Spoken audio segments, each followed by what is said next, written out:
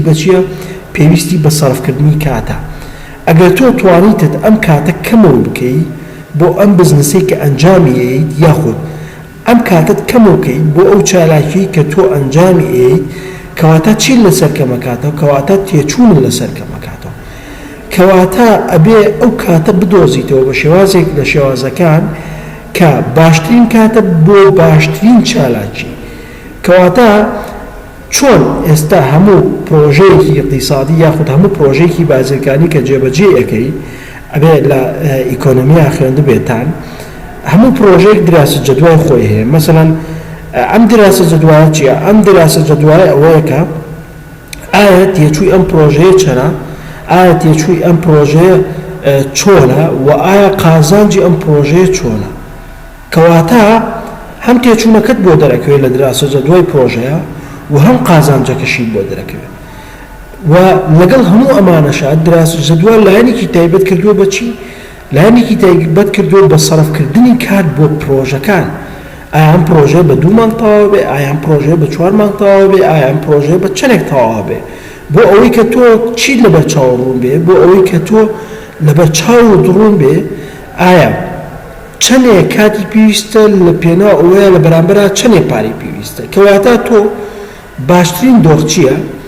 ئەبێ کاتێکی گونجاو هەڵبژێریت بۆ چالاکیەکی گونجاو، یاخود ئەبێ کاتەکەت بگونجێنی لەگەڵ چالاکیەکەتە. بەڕێزان هەر بنمونە، یعنی تۆ تەماشاکەی ئەگەر تەماشا بکەن کات 24 ساعتەوە بە هیچ شێوازێک ناگەڕێتەوە، بەڵام بە شێوازێکی گشتی تۆ تەماشا بکە، یعنی کاتێک کە کارمەندێک ئەڕوات بۆ سەر ئیشەکەی بەیانیە، تەماشاکەی لە بەیانیانە تاقەی زیاترە، مەسەن لە بەیانیانە وزەی زیاتر لەبەرە، لە بەیانیانە ئەتوانێت زیاتر چالاکی ئەنجامدا. تەماشا بکە ئەو کۆمپانیانە چەندین مەسەلەن کۆمپانیای جیاواز هەیە، یعنی بڕۆ سەرژمێریە بکە ئێستا یاخود ڕاپرسیە بکە بڵێ ئایا مۆزەفەکانتان لە بەیانیان تاقەتیان زیاترە یا لە نیۆڕوانە تاقەتیان زیاترە کە کاتێک نیۆڕۆیە. بێگومان وەڵامی کۆمپانیا چییە؟ وەڵامی کۆمپانیا ئەوەیە کە بێگومان لە بەیانیانە کارمەندەکانیان کاتیان باشترە، لە بەیانیانە کارمەندەکانیان تاقەتیان زیاترە بۆ ئەنجامدانی چالاکیەکان. هەر خۆشتان بەڕێزان کاتێک تەماشاکە ئێمە تەجروبەمان لەگەڵی هەیە لە محازەرە یەکەم و دووەمە تا 12ش هەمووتان چالاکن، هەمووتان باشن، بەڵام کە لە دوای 12 تێپەڕێت تەماشاکی وردەوەدا ئینسان بۆ خۆی خاوە بێتەوە. کەواتە so the right time is allocated to the right activity. لایەنێکی ترمانەیە make the best use of time is time always limited. یعنی ئەمە یەکێکە لەو خاڵە گرنگانی بەڕێزان مەبەستمە قسەی لەسەر ئەو ژەوەیەکە as a time always limited، یعنی کاتەکانمان هەمیشە چییە؟ کاتەکانمان هەمیشە سنووردارە. وەک ئاماژەم پێکرد، یعنی تۆ لە سەعاتێکە بڵێن لە ڕۆژێکە 24 ساعات تێ، لەم 24 ساعاتەیە ناتوانانی دەستکاری بکەی، ناتوانانی زیای بکەی، ناتوانانی کەمی بکەی لە ڕاستی. تۆ تەماشا بکە بەڕێزم، ئەگەر بتەوێت پرۆژەیەک ئەنجام بدەی، گریمان پرۆژەیەکی بازرگانی یاخود پرۆژەیەکی پیشەسازیە بۆ بەرهەمێنانی هەر کاڵایەک کە تۆ مەبەستە، یان بۆ بەرهەمێنانی مۆبایل. بەڕێزان تەماشا بکە بۆ دروستکردن یاخود بۆ بەرهەمێنانی مۆبایل ئەتوانی لەگەڵ چەند کۆمپانیایەکە ڕێک بکەویت بۆ ئەوەی کە چی بکەیت، بۆ ئەوەی کە لە ڕۆژێکە لە جیاتی 4 مۆبایل 5 مۆبایل بەرهەم بێنیت. جارێک تر ئەڵێمە گریمان تۆ کۆمپانیایەکیت ڕۆژانە 5 مۆبایل ئینتاجەکەی، تۆ مەبەستە ئەم بەرهەمە زیاد بکەیت، توانای تۆش بۆ بەرهەمێنانی مۆبایل تەنها 5 ئامێرە. ئەتوانیت لەگەڵ کۆمپانیایەکی ترا ڕێک بکەویت بۆ ئەوەی کە ڕێژەی بەرهەمی مۆبایلەکە زیاد بکەیت. ئەو کاتە بە هەردوو کۆمپانیاکە کارەکەن ڕێژەی ئینتاجیان لە ڕۆژێکە گەێنن بە بەرهەم. باشە؟ سێری کە بەڕێزان ئەتوانی بەرهەم زیاد بکەیت، ئەتوانی تێچوونەکان کەمەوە بکەیت، یاخود ئەتوانی تێچوون زیاد بکەیت، ئەتوانی دەستکاری هەموو شتێک بکەیت لە بزنسە، لە ئیشوکارە، لە کار و کەسابەتە. بەڵام چی هەیە ناتوانی دەستکاری بکەیت لە ڕاستیە؟ تەماشا بکە بەڕێزان ناتوانانی دەستکاری کات بکەیت بە هیچ شێوەیەک، چونکە ئەم کاتە لەسەر ڕەوڕەوەی خۆی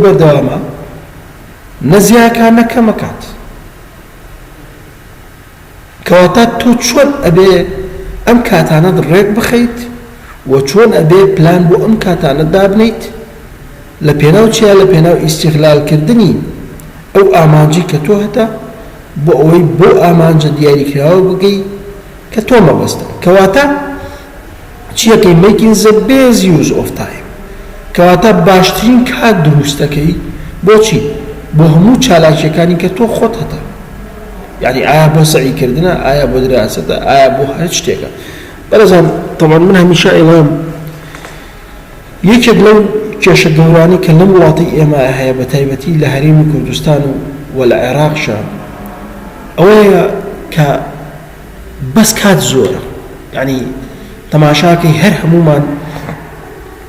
هەمومان بەبێت جیاوازی دنیای کاتی زیایەمان هەیە مەسەلەن تەماشاکەی خۆمانە ڕۆژێک داوام نەبێ لە ڕاستیا بەخەو بەسەری بری مەبەسمانە ڕۆژێک کاتێکی زیایەمان هەبێت بۆچی بۆ بەسەربردنی مەسەلەن لە تۆڕە کۆمەڵاتەکانە مەسەلەن ئێستا هەمووتان ئەزانن هەموو کەسێک کۆمەڵک وێبسایتی جیاوازیە کۆمەڵک ئەپی جیاوازیە لە مۆبایلەکەیە لە کۆمپیوتەرەکەیە تەماشاکی بۆ بەسەربردنی کاتەکانی لە ڕاستیا لە خۆڕایی هەمووی خاوەنی مەسەلەن فەیسبوک و سناپچات و ئینستا و چوزانم کۆمەڵێ ببوورن ئەپی تازەش دەرچۆکە زۆربەی زۆری خەڵکی لە ڕاستیا هەیەی کەواتە بەڕێزان لەم وڵاتی ئێمەیە شتێکە لە ڕاستیا ڕێزی ناگرێت شتێکە قەدری ناگیرێت کاتە ینی هەر بۆیە ینی وڵاتەکەشمان ئاستی بەرهەمێنانی وڵاتەکەشمان گەنجەکانی وڵاتەکەشمان بارودۆخی کارژێڕی بارودۆخی ئابۆری ینی هەموو بارودۆخە جیاوازەکان تەماشاکی بە جۆرێک لە جۆرەکان لە ڕاستیا وەستاوە یعنی ئێمە لە هەرێمی کوردستانە تەماشاکەی ئەتوانم بڵێم ژیانێکی وەستاومان هەیە بۆ لەبەرەوەی کە سوود لە کاتەکان وەرناگرین بڕۆ ینی تەماشای وڵاتی وەکو یابان بکە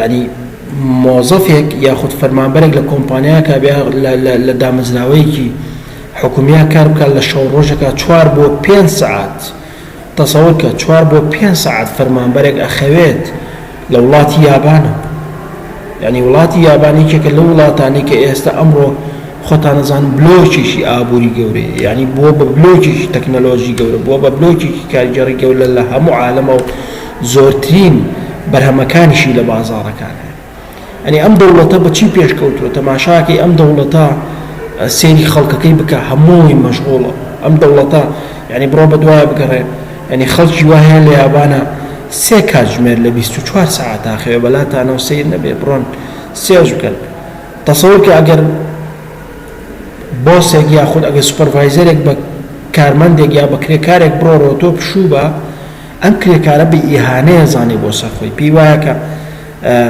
بۆسەکەی ینی یا مەنەجەرەکەی بیر لەوە کاتۆ کەسێکی تر بێنێ یاخود ئەم کەسە چالاک نییە لە ئیش و کارەکانیان لە کار و هەڵسوکەوتەکانیان لە کۆمپانیا بێ لە دامەزراوەکەیە بێ بۆ ینی ئەوان کاتیان بەلاوە گرنگە تو تەماشای سین کە بەڕێزان ینی سین هەمووتان نەزانن ئەمڕۆیەکێکە لەو دەوڵەتە بەهێزانی کە زۆرترین بەرهەمی لە بازاڕەکانی دنیای هەیە یعنی تەماشاکەی سینیش بۆ بە بلۆکێکی گەورەی بازرگانی بۆ بە بلۆکی گەورەی تەکنەلۆژی لەسەر ئاستی بازاڕەکانە یعنی تەماشاکەی سینیش ینی هاوڵاتەکانی بە بەردەوام ئەجۆڵن ینی لە ڕاستیە لە سین بێ لە یابان بێ ئێرانیش هەتایەکێکە لەو دەوڵەتانی کە شەو ڕۆژ بەڕێزان شەو ڕۆژ ینی ڕاستە جیاوازە بەڵام بۆ ئەنجامدانی بازرگانی بۆ بزنس بۆ بەرهێنان لە ڕاستیە جیاوازی نییە 24 کاژێر کار دەکەن لە پێناو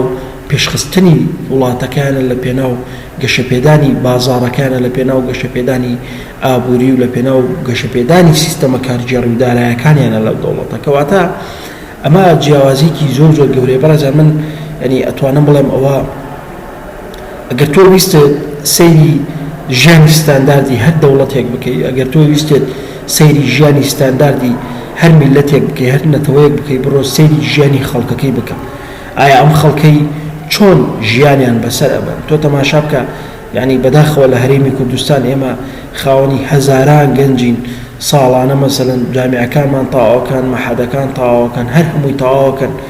یعنی لە ڕاستیە بەس یەت بۆ دەوامەکەی، یەت بۆ زانکۆکە، یەت بۆ پەیمانگاکە، یعنی لەگەڵ ڕێزمە. بەڵام ئەمە حەقیقەتە و زۆرینەی زۆری وایە بەس بۆ بەسەربردنی کات.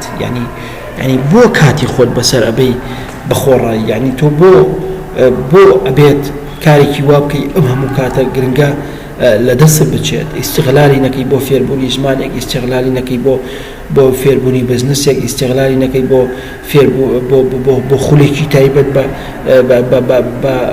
بە کارێک، بە بزنسێک، بە هەر شتێک بێت. یعنی تۆ تەماشا بکە بەڕێزان، ئێمە هەر یەکێک لە ئێمە چەندین کاتی بەتاڵمان هەیە بێ ئەوەی کە ئیستیغلالی بکەین، بێ ئەوەی کە ئێمە بتوانین سوودێک لەم دەرفەتە وەربگرین. یعنی تۆ تەماشاش کە کاتێک کە بەیانی جامیعەیەک یا زانکۆیەک تەواوی ئەەکەین، تەماشاکی چاوەڕێی دامەزراندن لە حکومەت بێت، چاوەڕێی دامەزراندن لە کۆمپانیایەک بێت. یعنی ئەمە هۆکارەکەی بۆ چی ئەگەڕێتەوە؟ هۆکارەکەی بۆ ئەو ئیستیغلال نەکردنی کاتە ئەگەڕێتەوە کە ئێمە نەمانتوانیوە سوودی لێوەرگین بە شێوازێک لە شێوازەکان. کەواتە بەڕێزان، ئێمە هەر یەکێکمان بەلاتانەوە سیر نەبێت. جارێکتر ئێڵێمەوە ئێمە هەر یەکێکمان، کەواتە هەر یەکێکمان ئەتوانین ئێمە پێش بکەین لە ڕاستیە، بەلاتانەوە سیر نەبێ بەڕێزان. بەچی بە ئیستیغلالکردنی کاتەکانمان، بە ڕێخستنی کاتەکانمان، بە پلان و بە استراتیژێکی تایبەت بە دانانی کاتەکانمان ئەتوانین زۆر بەباشی پێش بکەین. بۆچی هەر لە گروپەکەی بەڕێستانە کەسێک هەیە زیرەکە، تەماشاکەی ئەبێ بە یەکەم، ئایا ئەم کەسە چی جیاوازێکی لەگەڵ تۆ؟ ئایا ئەم کەسە زیرەکترا؟ بەدڵنیایی و بەڕێزان تۆش ئەتوانی زیرەک ببی، تۆش ئەتوانی مەسەلەن ئەو کاتێکی لە بەردەست